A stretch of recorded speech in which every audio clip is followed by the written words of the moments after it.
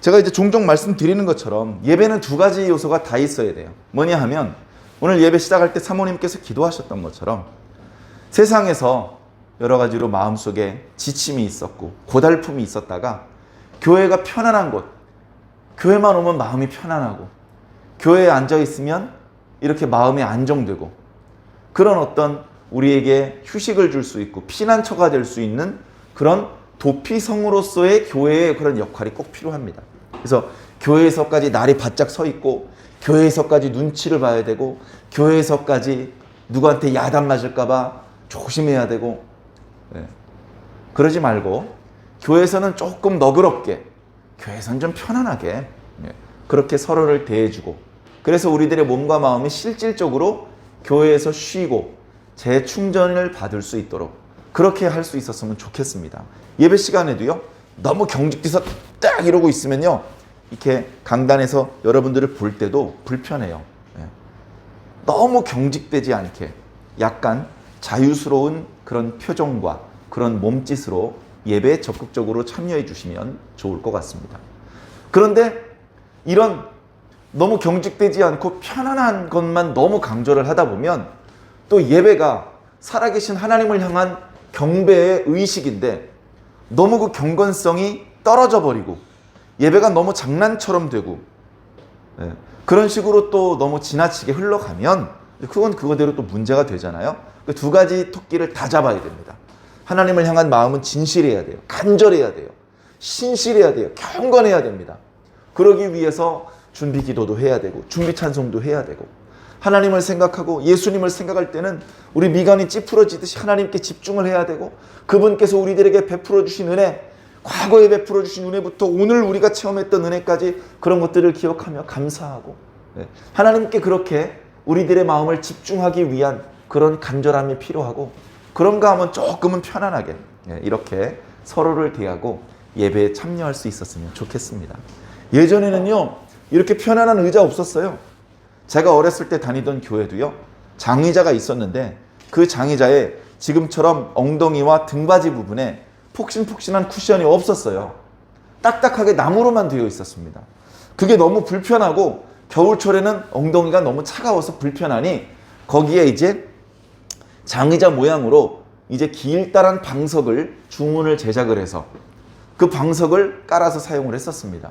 그래도 등받이는 이렇게 없었어요. 그래서 등에 이제 살집이 없는 사람은 이렇게 등에 이게 막 갈비뼈나 등뼈가 이렇게 다 불편할 수도 있습니다. 그러던 시절도 있었는데 지금 여러분 앉아 계신 의자는요 이렇게 엉덩이 부분도 또 등받이 부분도 폭신하게 쿠션이 있어서요 얼마나 편한지 모릅니다. 옛날에는요 이렇게 의자가 없이 이렇게 방에서 예배를 드리는 적도 많이 있었습니다. 우리나라 초대교회 때도 그랬고요. 그 넓은 방에 앉아서 예배를 드리는 겁니다. 앉아서 예배를 드리는데 감히 살아계신 하나님 앞에 양반다리로 앉아 있을 수가 없잖아요. 무릎을 꿇고 앉아 있습니다. 그러다 보니까 오래 앉아 있기가 다리가 아파요. 불편해요. 옆으로 삐스듬히 앉았다가 또 바르게 앉았다가 그러다가 방석을 깔고 앉기 시작을 했습니다. 방석이 있으니까 조금 낫어요. 그러다가 방석이 더 커지고 더 두툼해지고 폭신해지고 점점 이제 좋아지는 것이죠. 그래 하나님께서는 여러분들이 예배드리는 자세 때문에 또 여러 가지로 딱딱한 바닥이나 딱딱한 의자 때문에 불편하기를 바라지 않으셔요. 그런 걸로 여러분들을 괴롭히고 여러분들을 훈련시키고 그런 걸 원하시는 분이 아닙니다. 최대한 너희들이 예배드리기 좋은 그런 환경을 만들어 놓고 예배를 드려도 된다. 의자도 좋은 의자 쓰고 또 냉난방도 환기도 또 이렇게 조명도 잘 되어 있는 음향 영상 설비도 잘 되어 있고 그렇게 준비를 잘해서 예배드리고 너희들이 모이기 좋은 시간으로 시간을 정해 그러면 그 시간에 맞춰서 하나님의 영도 임재해 주시겠다고 그렇게 배려해 주시니 우리는 과거보다 엄청나게 편리하게 예배를 드리고 있습니다. 심지어요 교회 출석하지 않고요 영상을 통해서도 예배에 참석할 수가 있습니다. 똑같은 시간에 교회에서는 이렇게 대면으로 예배가 드려지고 같은 시간에 여기서 드려지는 예배 실황이 인터넷을 통해서 컴퓨터나 핸드폰을 통해서 각자 있는 장소에서 예배에 참석할 수가 있죠. 근데 예배는 역시 일방적인 주입식 교육이 아니고 커뮤니케이션이 있는 것입니다. 물론 설교는 일방적으로 목사가 메신저가 되어서 하나님의 메시지를 선포하는 그런 모양새를 취하고 있지만 예배는 설교가 다가 아니거든요. 우리의 기도, 우리의 찬송, 우리의 헌금, 우리의 봉사, 우리의 모든 헌신이 하나님 앞에 가고 하나님의 말씀과 하나님의 축복과 응답이 우리들에게 오고 그렇게 오기도 하고 가기도 하는 커뮤니케이션이거든요. 그래서 그런 커뮤니케이션이 좀 더 온전해지기 위해서는 사실은 비대면으로 영상으로 예배를 드리기보다는 교회 출석해서 예배를 드리는 것이 예배 본연의 의미에 더 합당한 것 같습니다. 구약적인 상황을 빗대어서 설명을 드린다면 이런 것이죠. 예루살렘에서 6월절 제사를 드려요. 나는 유다 지파가 아니야. 나는 그 이스라엘 땅 북쪽 지방에 살고 있는 스불론 지파 사람이야. 예루살렘까지 가려면 여러 날 걸리고 지금 하고 있는 일이 있어서 자리를 비울 수가 없어. 그러니까 원격으로 여기 스불론에 내가 있는 집에 여기 앉아가지고 여기서 제사를 드릴게. 그게 안 되는 거예요.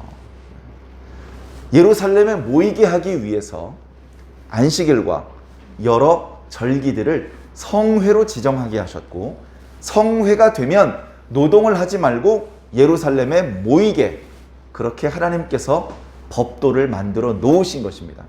그런 의도를 생각해 본다면 비대면은 뭔가 구약적인 전통에서 하나님의 백성답게 하나님을 섬기는 방법치고는 좀 어울리지 않는 방법이라고 생각해 볼 수 있겠습니다.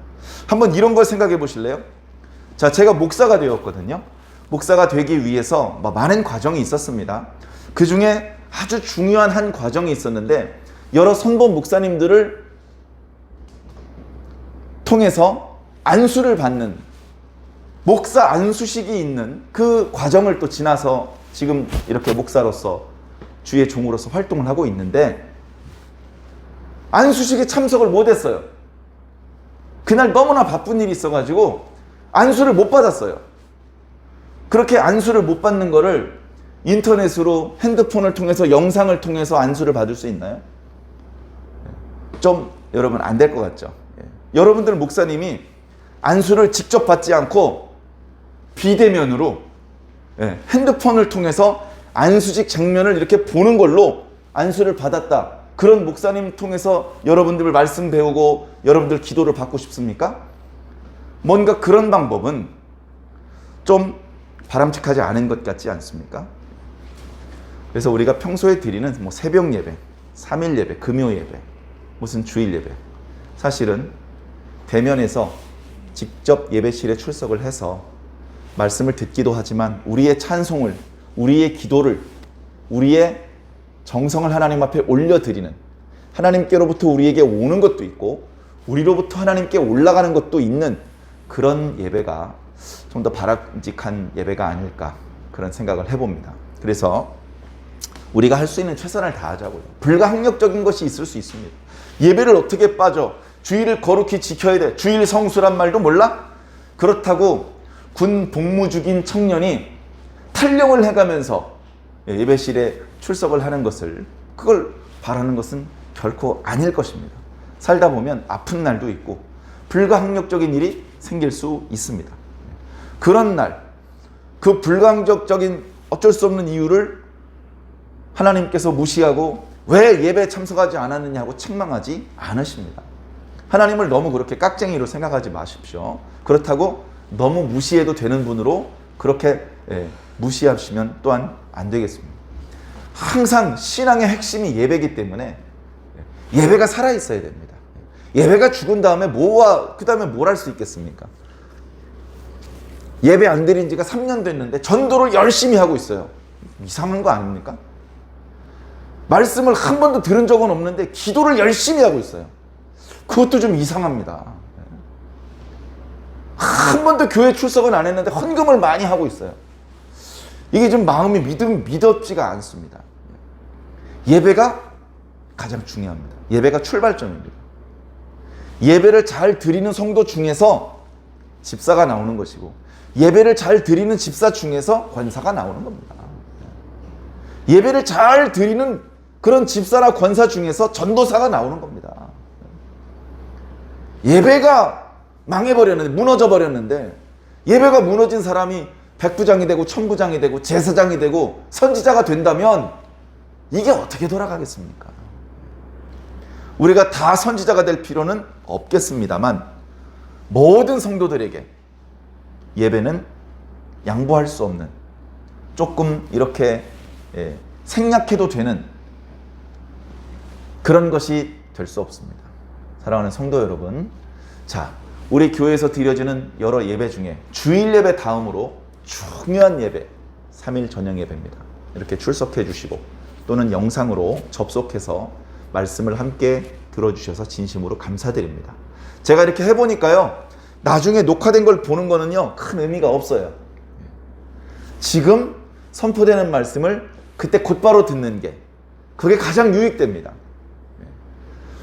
더 많은 영적인 유익을 얻으시기를 부탁을 드립니다. 자, 오늘 말씀은요, 여호와의 절기들입니다. 글씨가 죄송합니다. 자, 절기들이라고 한 걸 보니까 절기가 하나가 아닌가 보네요. 절기가 여러 가지가 있는 것 같습니다. 그런데 그 절기들 앞에 여호와의 절기들이라고 이름을 붙은 걸 보니까 이 의미를 이렇게 오해하기 쉽죠. 아, 우리가 지키는 절기가 아니고 하나님께서 지키시는 절기인가 봐. 안식일이 됐어요. 우리는 일해도 돼. 하나님은 쉬셔야 돼. 6월절이 됐어요. 아, 우린 우리 볼일 보면 돼. 근데 하나님은 그날 뭐 이렇게 어디 행사를 하시나 봐. 그렇게 되면 안 됩니다. 이 절기는요, 우리가 지켜야 될 절기예요. 우리가 누구죠? 세상의 모든 사람? 아니요. 하나님의 백성들, 하나님의 사랑을 받고 하나님께로부터 구원을 받은 하나님의 백성들이 지켜야 될 절기입니다. 말씀을 읽어보시면 아시겠죠. 하나님께 구원받은 적도 없고 하나님의 백성도 아닌데 이 절기 지켜봤자입니다. 하나님 인정을 안 해주셔요. 하나님께서 인정해 주시는 절기는 하나님께 구원을 받은 백성들이 법도에 따라서 잘 지키는 그 절기가 하나님께 인정받는 절기가 되는 것입니다. 그래서 여호와의 절기라고 했을 때 이 절기는 여호와께서 지키시는 절기가 아니고 여호와를 통해서 구원을 받은 백성들이 지켜야 될 절기라는 겁니다. 그런데 여호와의 절기라고 이름을 붙인 것은 이 모든 절기는 여호와 하나님과 관련이 있는 절기입니다. 하나님과 관련이 없는 절기는 의미가 없죠. 그 의미가 없습니다. 하나님과 관련이 된 절기가 우리에겐 의미가 있는 것입니다. 자, 그래서 여호와의 절기 몇 가지가 나와 있는데요. 오늘 말씀해 보니까 크게 7가지가 나타나고 있습니다. 각각을 간략간략하게 한번 살펴보겠습니다. 첫 번째는요, 안식일입니다. 전체적으로 한번 볼까요? 두 번째, 6월절입니다.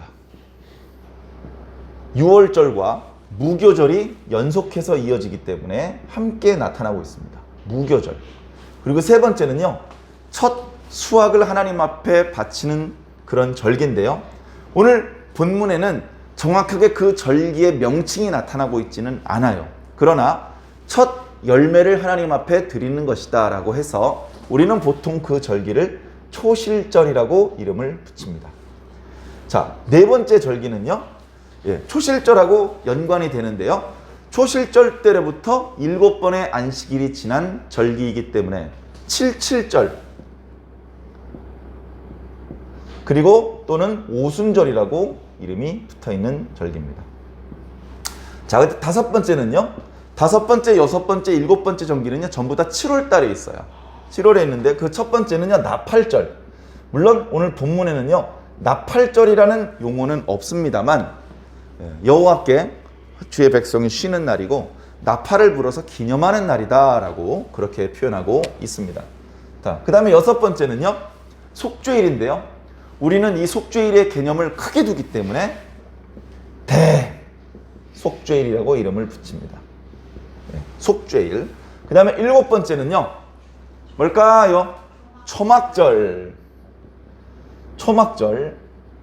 그리고 이때는요, 이제 모든 종류의 그 농산물들이, 그것이 들판에서 얻어내는 소출이 되었던, 나무에서 따내는 열매가 되었던, 이때쯤 되면 거의 모든 소출들을 다 수확을 해서 창고에 저장을 하는 절기라고 해서 수장절이라고도 그렇게 이름을 붙이고 있습니다.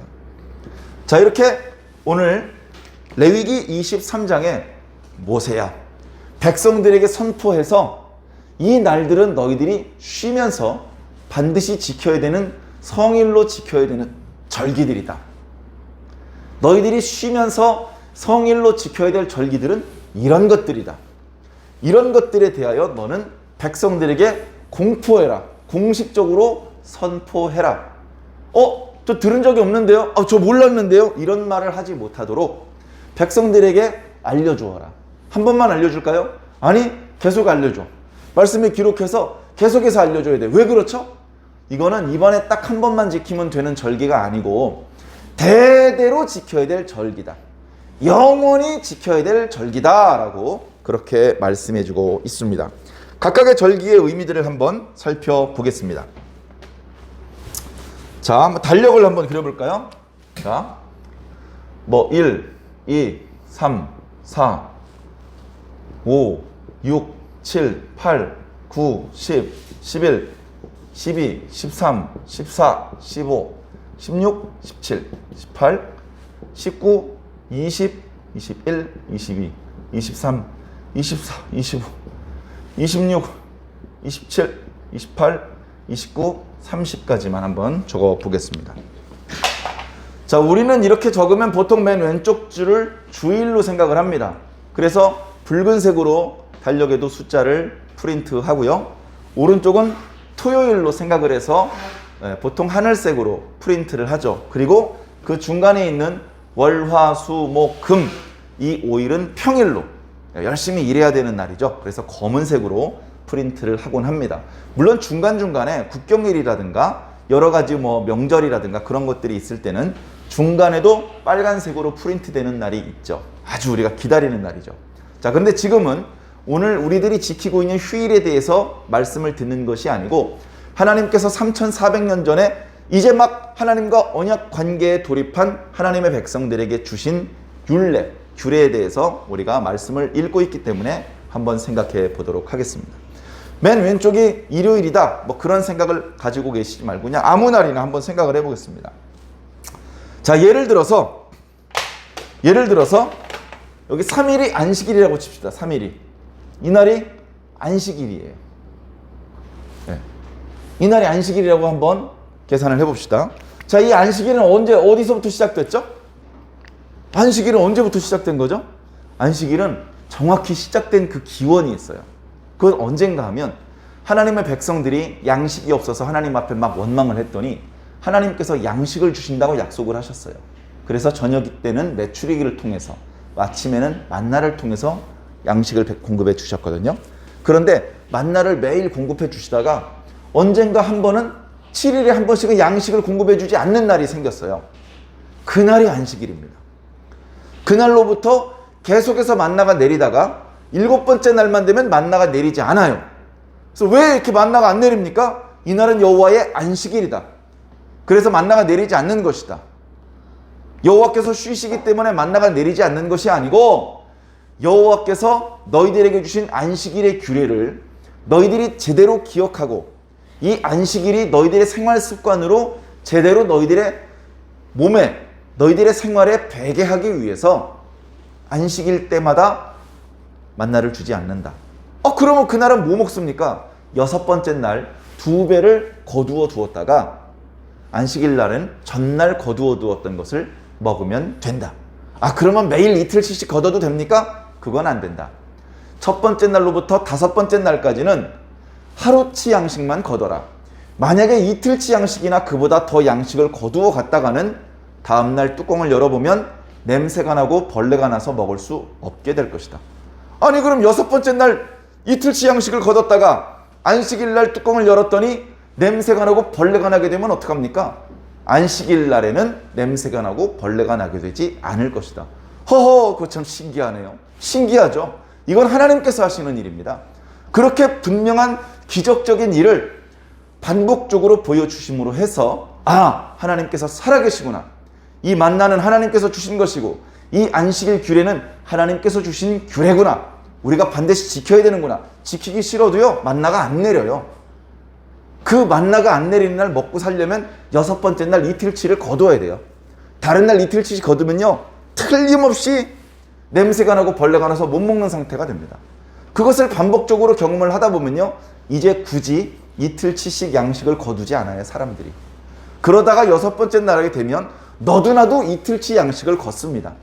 그렇게 40년 동안 이스라엘 백성들이 훈련을 해서 그때를 기원으로 해서 안식일이 지금까지 이어져 내려오고 있는 것입니다.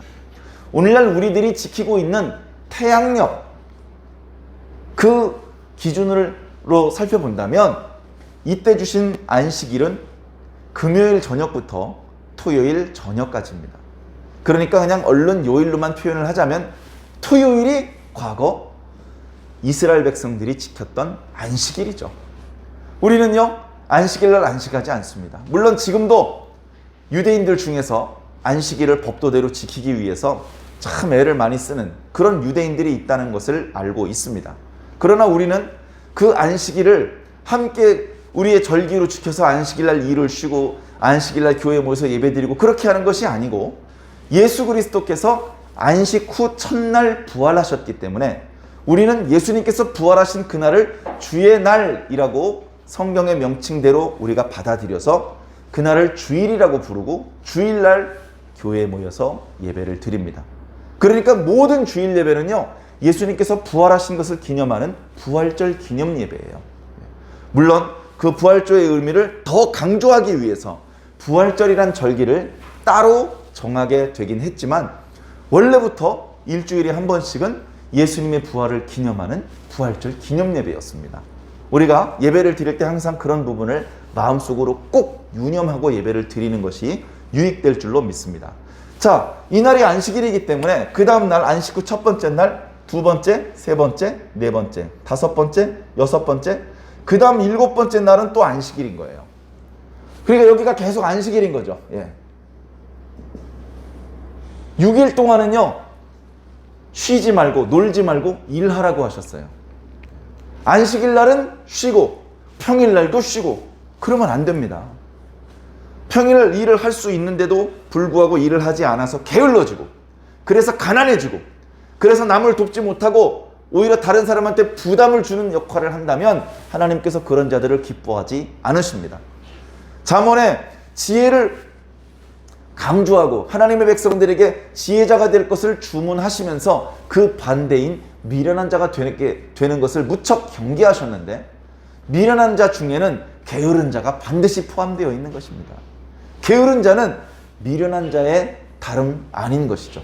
그래서 안식일에 있으니 쉴 수 있는 시간을 하나님께서 충분히 남겨놓으셨으니 6일 동안은 열심히 일을 하라. 요즘 우리 현대사회에서는요, 주 5일 근무제를 채택합니다. 주 5일. 주 6일 근무 힘들어. 그러니까 5일 동안만 일하고 일주일에 이틀은 쉬겠다는 겁니다. 정확하게 말하면 놀겠다는 거죠. 놀겠다는 겁니다. 요즘에는요, 주 4일 근무제라는 말도 나왔어요. 월요일, 화요일 일하고 수요일 날 놀고 목요일, 금요일 일하고 토요일 날 하고 주일 날까지 논다. 그러다가 분명히 이대로 가다간 주 3일 근무제, 주 2일 근무제가 나올 수도 있을 것 같습니다. 사랑하는 성도 여러분, 그러나 성경은 기본적으로는요, 6일 동안은 열심히 일을 하는 겁니다. 그 6일 동안 일상적인 일도 하고 동시에 우리가 일주일에 한 번씩 예배를 드리기로 한 날 그 예배가 더 온전한 예배가 될 수 있도록 준비하는 것도 병행해서 해야 되는 것이죠. 그러니까 안식일만 여호와의 안식일이 아니고 일주일 내내 1년 365일 우리가 살아있는 평생이 하나님과 연관된 날입니다. 오늘은 하나님이랑 상관없는 날이잖아요. 하나님 신경 쓰지 마세요. 간섭하지 마세요. 이렇게 말하면 그 사람은 신앙인이 아닙니다. 신앙인도 아니면서 안식일 지켜봐야 무슨 소용이 있겠습니까? 그러나 신앙인은 안식일을 당연히 지키고 안식일 이외의 일상의 시간들도 모든 날을 하나님과의 연관 속에서 보내는 사람들입니다. 그러니까 그런 성경적인 올바른 전통을 계승하고 있는 우리 완주중앙교회 성도들도 교회 가지 않는 날, 교회에서 큰 예배가 드려지지 않는 날도 하나님과 동행하는 날, 하나님의 뜻대로 사는 날이라는 것을 꼭 명심해 주시기를 부탁을 드립니다. 자, 이것이 이제 안식일이고요. 자, 유월절. 하나님께서 이스라엘 백성들을 애굽 땅에서 건져내실 때에 애굽 땅에 10가지 재앙을 쏟으셨는데 10번째 재앙이 장자들을 멸하는 재앙이었고, 그 재앙으로부터 이스라엘 백성들의 장자를 보호하기 위해서 유월절이라고 하는 특별한 절기를 주셨습니다. 이 유월절은요 14일 날 밤에 14일 날 밤입니다. 오늘 말씀에도 1월 14일 저녁에 드리는 그 절기가 유월절 절기입니다. 그래서 그날 낮부터 물론 준비를 해요. 왜냐하면 이제부터 일주일 동안 무교병을 먹어야 돼요. 누룩이 들어가지 않은 떡을 먹어야 돼. 그런데 조리 과정에서는 누룩을 넣지 않았지만 장롱 뒤쪽에 있는 곰팡이 포자가 날라와서 떡 반죽에 들어가는 순간 그것은 유교병이 되고, 그럼 율법을 어기는 것이 되기 때문에 그런 실수를 방지하기 위해서 유월절날 낮부터 집안 대청소를 합니다. 모든 벽을 물로 다 닦습니다.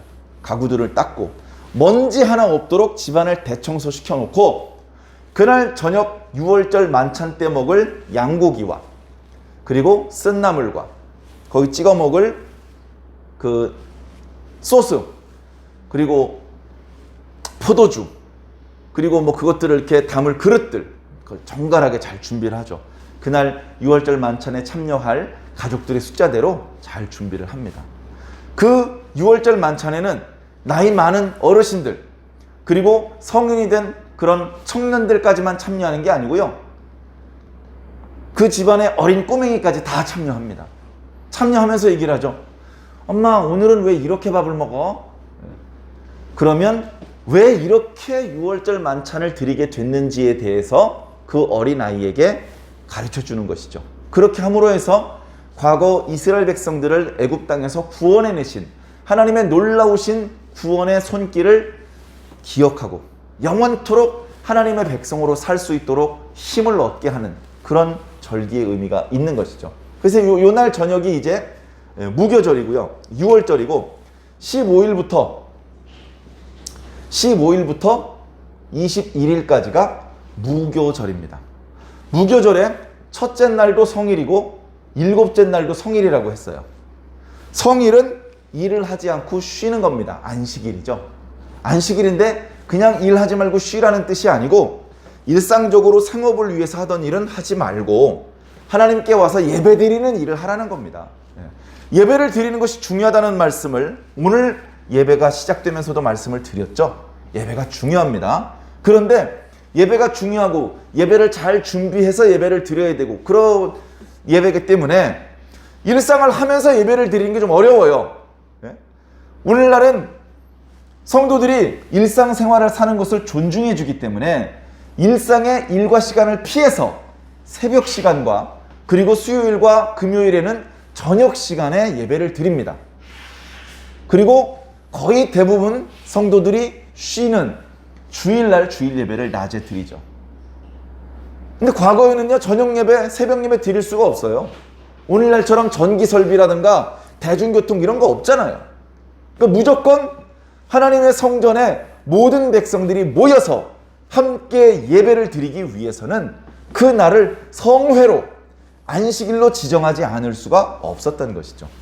그래서 무교절이라는 절기를 이렇게 정해놓고 일주일 내내 성전에 와서 살라고 하면 부담스러우니까 첫째 날과 일곱째 날을 그날을 성회로 선포하고 일을 하지 말라고 하고 그 시간에 다 모여서 하나님 앞에 제사를 드리고 예배를 드리고 그렇게 함으로 해서 하나님께서 우리 민족을 향해서 우리 가족을 향해서 베풀어 주신 놀라우신 은총을 기억하는 것이죠. 그것을 위한 절기를 이렇게 허락해 주신 겁니다. 그래서 15일 날도 일을 하지 않고 21일도 일을 하지 않습니다. 그러면 계속해서 내려오던 이 안식일은 어떡합니까? 이날은 이날대로 또 안식일을 지키는 거예요. 그러니까 10일 날 쉬고 15일 날 쉬고 17일 날, 21일 날, 24일 날 계속해서 안식일이 반복되는 것이죠. 자, 이렇게 진행되는 것이 이제 유월절과 무교절의 예법입니다. 자, 이어지는 초실절은요, 몇 월 며칠이다 이렇게 날짜를 정할 수가 없어요. 그냥 그 해에 처음 수확을 하게 된 그 곡식을 하나님 앞에 바치는 거예요. 아직 다 익지 않아서 수확을 하지 않고 들판과 여러 과수원에서 자라고 있는 그런 열매들과 곡식들도 있어요. 근데 수확을 다 해서 다 자라서 수확을 해도 되는 그 첫 번째 수확물을 하나님 앞에 바치는 거예요. 그래서 백성들이요, 수확을 한 걸 가지고 제사장에게 옵니다. 왜?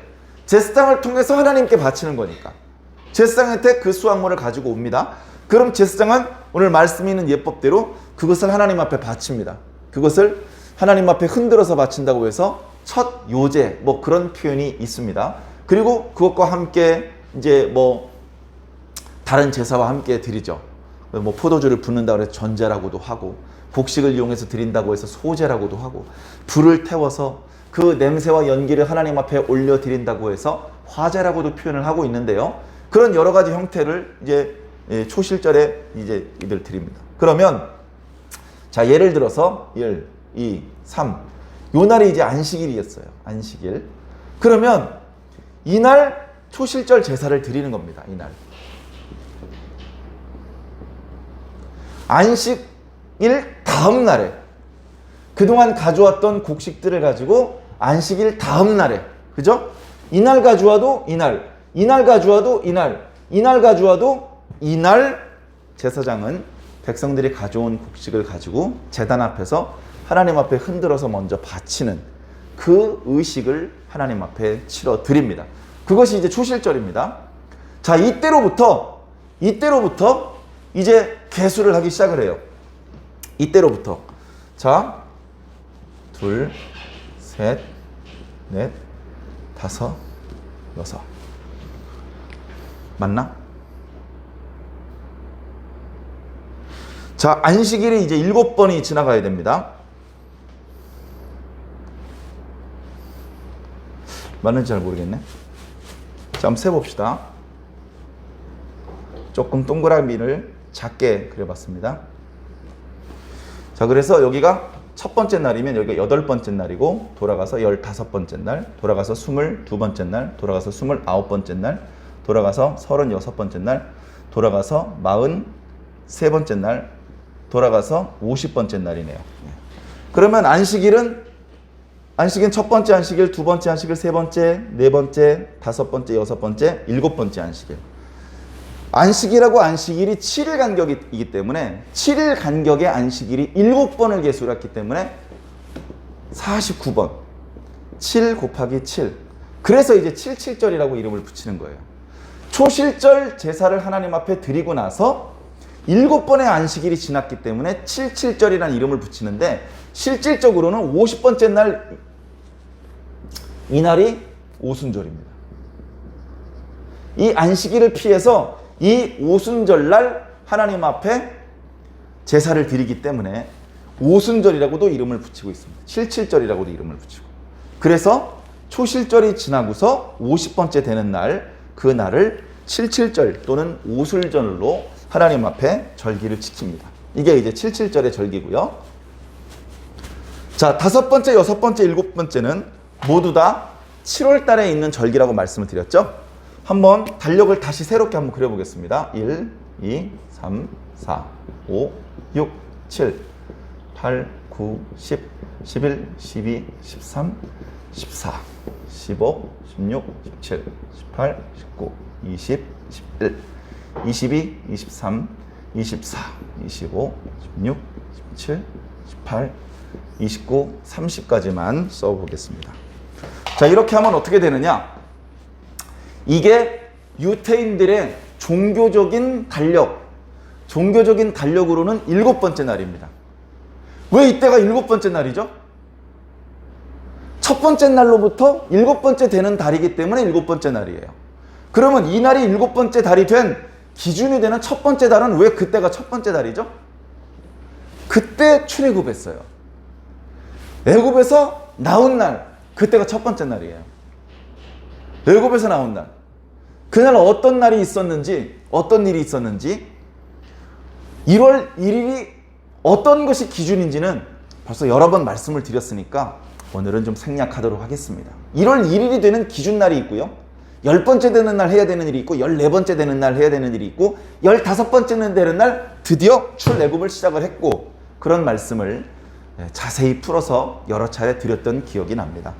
자, 그렇게 해서 6월달에 있었던 때가 1월달이면 지금 7월달, 요 세 절기는요, 7월달에 이제 하나님 앞에 드려지는 절기인데요.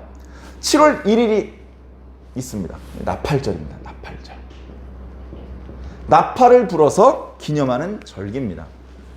자, 그런데 절기는 7월달인데 이때가 당시 유대인들의 그 지역 관습으로서는, 그러니까 종교적인 의례가 아니고 그냥 그쪽 지역에 사는 사람들의 일반적인 관념으로서는 이때가 새해 첫날인 거예요. 이때가. 그래서 우리가 새해 첫날을 기념을 하고 새해 첫 시간을 하나님 앞에 바쳐 예배를 드리는 것처럼 이 날을 나팔을 불어서 기념하는 것입니다. 자, 그 다음에 7월 10일, 이 날이 또 중요한 날인데요. 속죄일입니다. 대속죄일. 야, 속죄일 같은 규례가 하나 있어야지. 우리가 잘못을 할 때마다 하나님 앞에 속죄제를 드려서 우리 죄를 용서받곤 하는데, 그런 거 말고 우리 민족 전체의 죄를 한번 대청소를 해야지. 우리가 용서받아야 될 죄가 있는데 미처 속죄제들을 온전히 드리지 못한 사람도 있고, 지난번에 속죄제를 드리고 나서 오늘까지 또 죄를 저질러서 죄라고 하는 영적인 때가 이스라엘 백성들에게 그냥 자글자글하게 때가 묻어 있으니 1년에 한 번 정도는 전체적으로 대청소를 하는 날이 필요하지. 이렇게 백성들의 희망사항에 의해서 만들어진 절기가 아니고요. 처음부터 하나님께서 율례로 하나님께서 모세를 통해서 주신 규례입니다. 이날은 속죄일이다 하면서 특정한 몇몇 사람의 죄를 용서해주는 그런 절기가 아니고 이스라엘 민족 전체가 하나님 앞에 그 죄가 용서되는.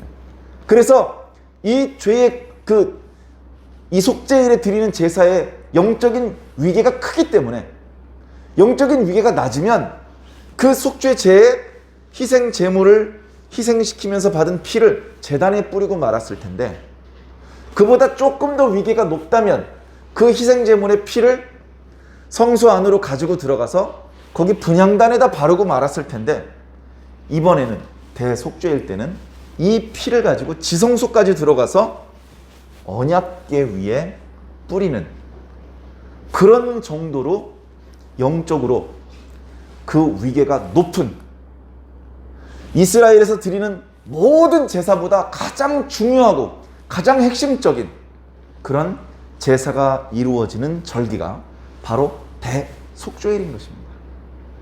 대속죄일을 통해서 죄가 용서받고 다시 깨끗한 상태가 된 이스라엘 백성들은 15일부터 22일까지 또 다른 절개를 하나님 앞에 드리니 그것이 바로 초막절입니다. 초막절이라는 의미는 집, 벽돌, 나무 판자로 만들어진 집에서 기거하지 않고 임시로 나무 토막 위에 천막을 덮어가지고 임시 거처, 초막을 만들어 놓고 거기서 지낸다.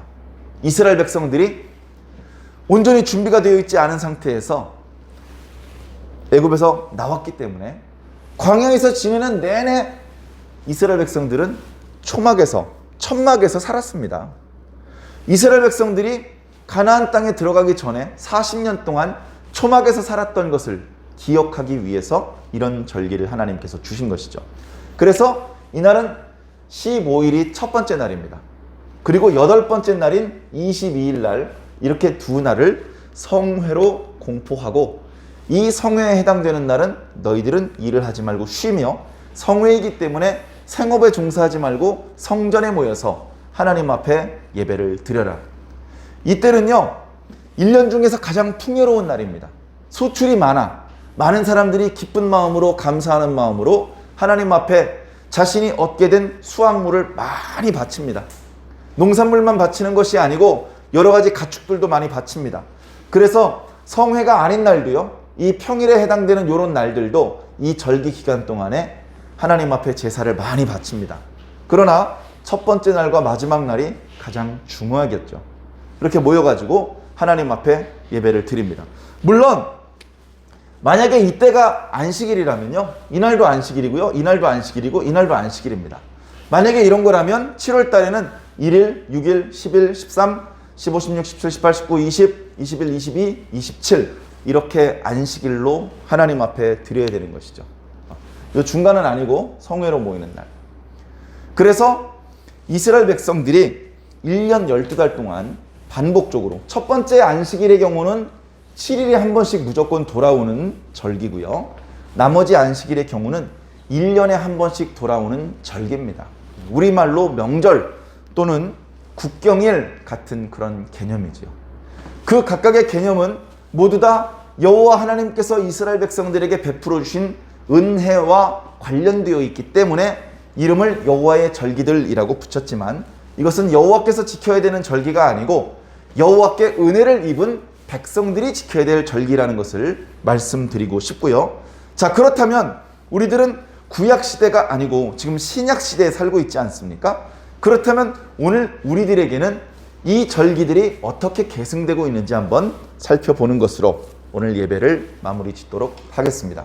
첫 번째 안식일은요, 우리는 안식일을 그대로 지키지 않고요, 주일을 지킵니다. 왜냐하면 하나님께서 천지를 창조하셨다는 것을 부정하기 때문이 그런 것이 아니고 우리의 구원을 예수 그리스도를 통해서 해 주셨기 때문에, 예수 그리스도께서 안식 후 첫날 부활하셨다는 것이 너무나도 중요하고 소중하기 때문에 우리는 주일날 모여서 예배를 드리는 그런 전통을 새롭게 만들어 가고 있습니다. 그 다음에 6월절 규례는요, 피를 흘려서 우리를 죽음에서 건져주신 날이거든요. 피를 흘려서 우리를 죽음에서 건져주신 날은 예수 그리스도의 부활입니다. 부활. 그래서 이 날은요, 오늘날 교회에서는 부활절이라는 절기로 지킵니다. 그 다음에 초실절. 보통 제일 빨리 추수하게 되는 곡식이 보리예요. 보리. 그래서 오늘날 초실절은 맥추절로 지키고 있습니다. 맥추절. 맥추 감사절. 보통 오늘 7월 첫째 주 주일에 보통 지키는데요. 자, 근데 오순절. 오순절에 구약적인 초실절로부터 50일째 되는 날 하나님 앞에 드리는 절기이기도 하지만, 특별히 이날 하나님께서 예수 그리스도 부활 이후에 기도하던 제자들에게 성령을 부어주신 날이기 때문에 오늘 우리들은 이날을 성령 강림절로 계승해서 지키고 있습니다. 자, 그 다음에 나팔절. 나팔절은 오늘날 우리들의 그 달력하고는 잘 맞지 않을 수도 있겠지만, 어쨌든 이때 당시 이스라엘 백성들의 개념에게는 한 해 첫날을 나팔을 불어서 신호하면서 기념하는 날이에요. 그러니까 우리가 이름을 붙이자면 송구영신예배 또는 신년 감사 예배를 드리는 그런 의미로 계승되고 있습니다. 자, 마지막 것부터 먼저 할까요? 마지막 수장절은 오국백과가 추수가 돼가지고 그것으로 감사하는 절기잖아요. 추수감사절. 추수감사절. 한국 교회에서는 매년 11월 셋째 주 주일을 추수감사절로 지키고 있습니다. 자, 그럼 여섯 번째는요. 자, 이 6월절과 마찬가지입니다. 두 번째하고 여섯 번째는요, 부활절입니다. 부활절. 이것도 부활절. 특히 속죄일이기 때문에 마찬가지로 피를 흘려서 우리들의 죄를 용서해 주시는 날입니다. 그래서 이 날은 고난주간, 예수님께서 그 고난의 핵심 정점이 십자가에서 죽음을 당하는 순간이시지만, 그러나 그 전부터도 계속해서 고난의 연속이었죠. 그 고난은 예수님께서 눈꼽만큼이라도 잘못을 저질렀기 때문이 아니고 우리가 잘못을 저질렀기 때문에, 우리 대신 고난을 받으셔야 했기 때문에 예수님께서 당하셨던 고난입니다. 그래서 우리는 대속죄일과 유월절은 오늘날 부활절, 부활절을 앞두고 고난주간, 이런 절기들로 우리가 지키고 있는 것입니다. 우리가 부활주일 절기를 지킨다고 해서 실제로 그 주일에 예수님께서 죽었다가 다시 살아나시는 것은 아닙니다. 예전에 그런 사건이 있었던 것을 우리가 기억하고 기념할 뿐이죠. 이렇게 그 과거에 하나님께서 베풀어 주신 은혜들을 우리가 기억함으로 해서 오늘 새벽 예배 때 말씀드렸던 것처럼 과거의 하나님의 은혜를 기억함으로 해서 미래에도 하나님께서 우리에게 은혜를 베풀어 주실 것이라는 확신을 얻게 되고, 그런 과거와 미래를 통해서 현재 하나님께서 우리와 함께 하심을 감사하고 찬양하고, 이런 하나님의 선하심을 주변에 널리 전파하는 현재의 모습으로 우리들의 신앙의 모습들이 나타나게 되는 것이죠. 오늘 레위기 23장에는 구약 이스라엘 백성들이 지켜야만 했던 여호와의 절기들에 대해서 나열해 주고 계신데요. 그 의미들은 여전히 현대의 신약 시대의 교회 성도들, 우리 완주중앙교회 성도들에게도 그대로 계승되고 있으니 우리는 교회를 통해서 지키게 되는 이 신앙의 여러 절기들을 통해서 하나님께서 베풀어 주신 은혜를 더욱 깊이 기억하고 하나님의 백성다운 건전하고 건강한 모습으로서 매일의 일상을 살아야 될 줄로 믿습니다. 꼭 그런 모습으로 승리하시고 하나님께서 보실 때 참된 나의 백성이로다 인정을 받을 수 있는 저와 여러분들이 꼭 되길 예수 그리스도 이름으로 간절히 축원합니다.